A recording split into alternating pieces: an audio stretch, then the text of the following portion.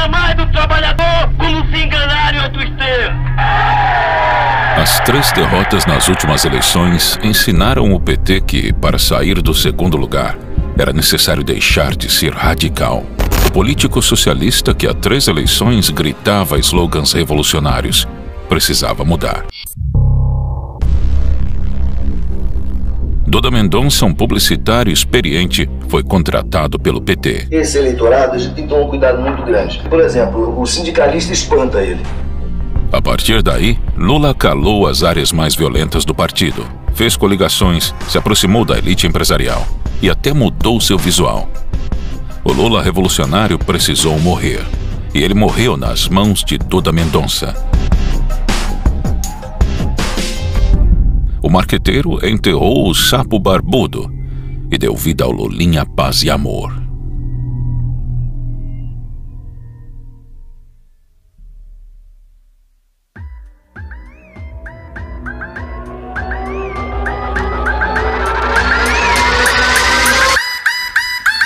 Prometo manter, defender e cumprir a Constituição. Promover o bem geral. E sustentar a integridade e a independência do Brasil.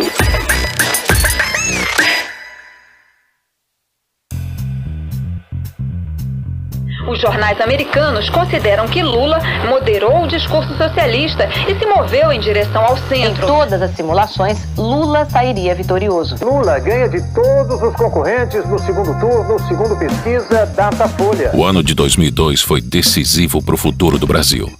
Com a mudança de personalidade de Lula, as pesquisas garantiam que dessa vez ele seria o presidente. Já certo no segundo turno, Lula apenas observou a batalha entre os outros candidatos. Em Serra faltava carisma. Ele representava a desprezada continuidade do governo anterior e dentro do próprio partido não tinha apoio. Parte do PSDB não considerava Serra forte o suficiente para derrotar Lula no segundo turno. Eu, na minha vida pública, entre todos os candidatos, fui quem realmente foi vítima de perseguição. Entretanto, ele era reconhecido pelas conquistas como ministro da Saúde e demonstrava preparo acadêmico e experiência administrativa. Foi eleito em 2001 pelo Fórum Mundial o melhor ministro da Saúde do mundo. Mas de um questionamento não se livrava: se ele era ou não o candidato de Fernando Henrique. Lula fez uma observação sobre o José Serra que ele não assume que é o candidato do governo. Você, telespectador que está assistindo esse debate, você deve estar percebendo o seguinte: o candidato do governo tem vergonha de dizer que é o candidato do governo. Mesmo assim, Serra era o favorito para disputar com Lula o segundo turno. Só que antes, o PSDB teria que enfrentar 3 ondas até o dia da eleição. A primeira onda apareceu quase um ano antes. Rosiana Sarney, governadora do Maranhão e filha do ex-presidente José Sarney, despontou nas pesquisas.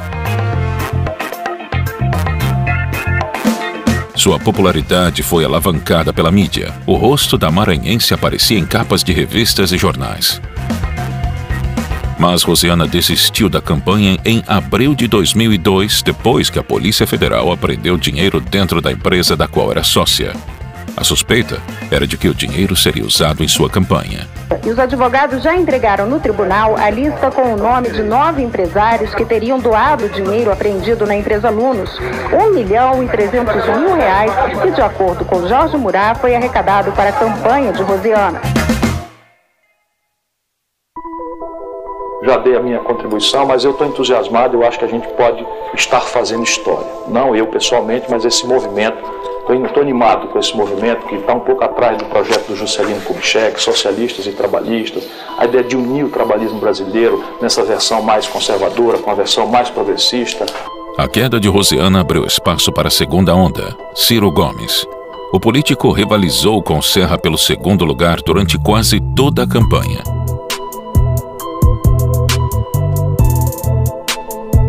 Ciro, candidato pelo Partido Popular Socialista, sabia como apresentar suas propostas populistas e a si mesmo. Uma de nossas propostas é trabalhar com os municípios para regularizar a posse da terra e iniciar um programa de construção de 300 mil casas populares por ano. Agradava a população, mas a fama de ser agressivo o prejudicava. O senhor não enxerga essa imagem que é atribuída ao senhor de uma pessoa de temperamento difícil, como disse a Fátima, o pavio curto? O senhor não enxerga isso nos comentários? Eu percebo, claro, que há aqui e ali, e na verdade se confunde um pouco pavio curto com uma certa afirmação. Eu sou um homem de convicções, é bem verdade. Ciro teve muita exposição na mídia junto com sua namorada, a atriz Patrícia Pilar.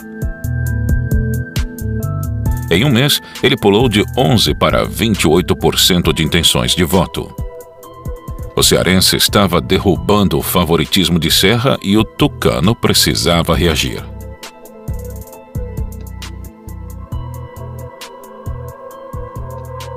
Ciro Gomes agride todo mundo. Os políticos do PT são uns mijões nas calças, uns frouxos.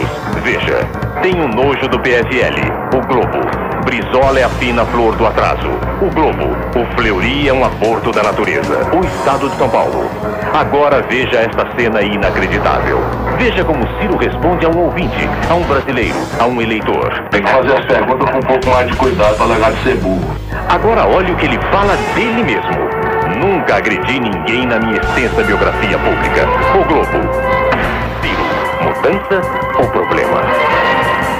Com o início do horário eleitoral gratuito, Serra partiu para o ataque e explorou o desequilíbrio emocional de Ciro Gomes.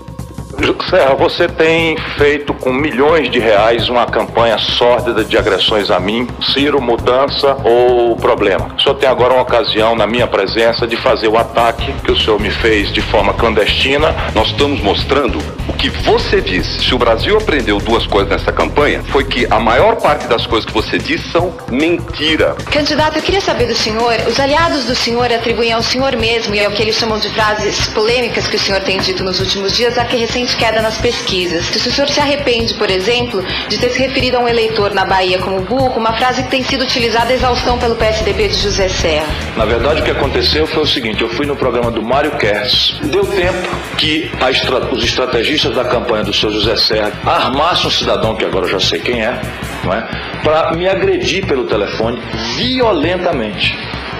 A estratégia deu certo e Serra conseguiu quebrar a ascensão de Ciro. Mas o grande adversário a ser batido estava tranquilo. Que nós temos condições de retomar o crescimento da economia, de gerar emprego, de fazer a reforma agrária, que o emprego é a única coisa que dá, eu diria, dignidade ao ser humano. As pessoas gostam de trabalhar, receber o seu salário e no final do mês comprar o que comer para si e para sua família. É esse Brasil que eu quero construir. A especulação do mercado financeiro era grande. A Goldman Sachs, um banco de investimentos americano, criou o Lulômetro, que projetava o valor do dólar conforme a possibilidade de Lula ser eleito. Quanto mais chances do petista ganhar, mais alto era o valor do dólar no Lulômetro. Bancos estrangeiros rebaixavam a sua recomendação para realizar negócios com o Brasil conforme a vitória de Lula se aproximava. Na página 5 do relatório, porém, ele diz que se o candidato do Partido dos Trabalhadores, Luiz Inácio Lula da Silva, ainda estiver liderando as pesquisas no terceiro trimestre deste ano, os títulos brasileiros podem cair para 50 centavos de dólar. Agora, chegando de mais uma viagem, ele, que se Deus quiser, será o próximo presidente do Brasil, Luiz Inácio Lula da Silva. Lula era o favorito entre mulheres e idosos. Ele se beneficiava com a insatisfação do brasileiro e por ter participado das últimas 3 eleições. Sua luta já era conhecida, mas ele precisava demonstrar capacidade para governar um país marcado por crises econômicas. Lula e o PT foram remodelados para representar a mudança que o Brasil clamava. Ironicamente, o PT começou uma forte campanha contra a corrupção. Ou a gente acaba com eles, ou eles acabam com o Brasil. Show Corrupção, uma campanha do PT e do povo brasileiro.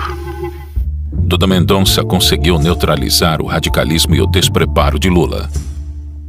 houve uma descaracterização das políticas historicamente defendidas com a ajuda de um time de especialistas e acadêmicos.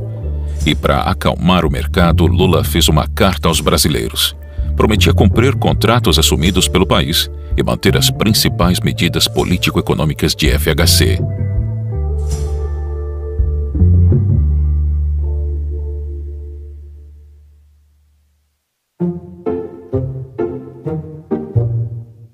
E agora vamos ver outros detalhes dessa mesma pesquisa. Lula vence em todas as faixas etárias, entre eleitores de todos os graus de escolaridade e em todas as regiões do Brasil. A briga é entre Garotinho e Serra na disputa pelo segundo lugar. Em setembro, a terceira onda surgiu para disputar com Serra. Antony Garotinho. O candidato do Partido Socialista Brasileiro trocou uma reeleição certa para governador do Rio de Janeiro pela disputa presidencial. O senhor não considera prematura essa saída para enfrentar um desafio grande como a presidência da República? Eu acredito que o desejo que eu tenho no meu coração de fazer pelo meu país aquilo que o Brasil hoje precisa me motivou a não buscar um interesse pessoal. Seria mais cômodo continuar governador do Rio de Janeiro, tentar uma reeleição com 88% de aprovação. Mas eu não estou na vida pública para buscar o meu interesse pessoal. Garotinho era um desconhecido, mas apesar de não ter espaço na imprensa, alcançou 17% das intenções de voto, faltando pouco tempo para o primeiro turno. Luiz Inácio Lula da Silva, do PT, teria 35% dos votos. José Serra, do PSDB, ficaria com 18%. Antony Garotinho, do PSB, teria 17%. No dia do primeiro turno, Garotinho conseguiu os 18% dos votos previstos, mas Serra venceu a disputa pelo segundo lugar. Com 99,73% das urnas apuradas até agora, Luiz Inácio Lula da Silva recebeu 46,44% dos votos válidos, José Serra, 23,20%, Antony Garotinho, 17,87% e Ciro Gomes, 11,98%. Com a vitória de Serra, Ciro e Garotinho se aliaram a Lula. Lideranças do partido se reúnem na quarta-feira. Negou o apoio a Serra. Isso é impossível, porque nossa política é uma política de oposição a esse modelo econômico que o Serra significa a continuidade. Os debates tomaram um formato americano. Uma arena, candidatos se movendo livremente e perguntas vindas da plateia. Nos grandes centros, a população enfrenta todos os dias sérios problemas com relação ao transporte público. Quais as melhores soluções para este problema? E toda vez a gente chega à conclusão de que é preciso incentivar que os estados possam financiar os metrôs das principais capitais brasileiras. Eu creio, Lucila, que a solução fundamental para as grandes cidades é o metrô. Se o senhor ainda assim vai baixar a taxa de juros? Eu sou a única possibilidade que o Brasil tem de construir um pacto social. Eu não me apresento como a única possibilidade para um acordo social no Brasil. Na medida em que eu sou candidato, eu me apresento como a melhor possibilidade, mas não teria arrogância de dizer que eu sou a única. José Serra sabia que sua vitória era improvável. O tucano precisava atacar o petista. Lula só aceitou participar de um debate, o da Globo, e Serra reagiu afirmando que ele estava despreparado. Quando perguntam ao Lula que papel teria a CUT e o MST no seu governo, ele escorrega. Quando perguntam ao Lula o que ele vai fazer na segurança, ele também não diz. Escorrega. Vai ver que é por isso que ele não quer ir aos debates na TV. Porque lá ele não vai poder escorregar. É para esclarecer questões como essas que Lula deve ir aos debates. Serra vai. É por essa firmeza de José Serra que, como mostra a pesquisa do jornal Folha de São Paulo, 82% dos empresários entrevistados consideram José Serra o homem mais preparado para enfrentar a crise econômica. Quando falamos em preparo e experiência, não é para desqualificar o Lula. Todo jovem deseja ter experiência para ter acesso a um bom emprego. Se o Lula nunca desejou ter experiência administrativa, é um problema dele. Agora, alguém querer que sua primeira experiência seja logo a presidência da República, isso é um problema nosso. Além disso, o principal ponto de sua campanha eleitoral era amedrontar a população sobre o horror que seria o PT no poder. E veja o que diz o jornal Estado de São Paulo sobre a educação na cidade de São Paulo governada pelo PT. Neste ano, 26 mil crianças ficaram fora da escola por falta de vagas. Nas creches, o déficit estimado pelo Ministério Público Estadual é de 100 mil vagas. É evidente que há diferenças entre as medidas que eu defendo e as defendidas agora pelo PT. O que dá medo a muita gente é que voltem coisas antigas como a censura, patrulhamento, instabilidade, inflação desenfreada. Jornal O Globo. Lula justifica discurso moderado. É preciso vencer. Diário de São Paulo. Lula pede paciência aos velhos aliados. Num desabafo, Lula pediu compreensão aos que reagem ao seu discurso mais moderado. No Rio Grande do Sul, onde o PT é governo, a falta de competência está permitindo que a violência bata tristes recordes todos os dias. No seu programa de governo, mantém a questão da segurança dentro do Ministério da Justiça, como é tradicional. E isso a gente sabe, não tem sido suficiente.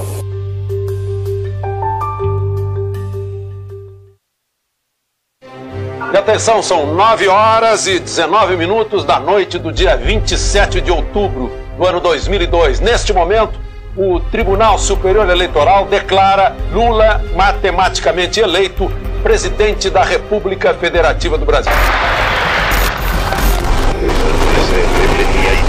Prometo manter, defender e cumprir a Constituição, observar as leis, promover o bem geral do povo brasileiro, sustentar a união, a integridade e a independência do Brasil. No dia 27 de outubro de 2002, as manobras do marqueteiro Duda Mendonça deram certo.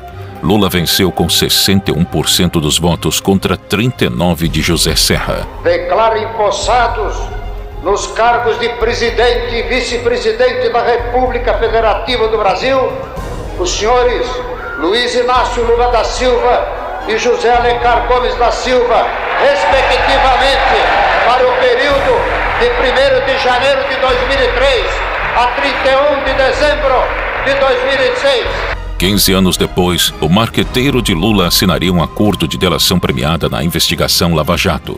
O conteúdo das declarações é mantido em sigilo pela Polícia Federal até hoje. 1, 2, 3, vai! 1, 2, 3, vai! O Lula de 2002 era o Collor de 89, de terno elegante e barba feita. Falava o que a classe média queria ouvir e fazia promessas ao empresariado. A população depositava sua esperança nele como depositou em Collor.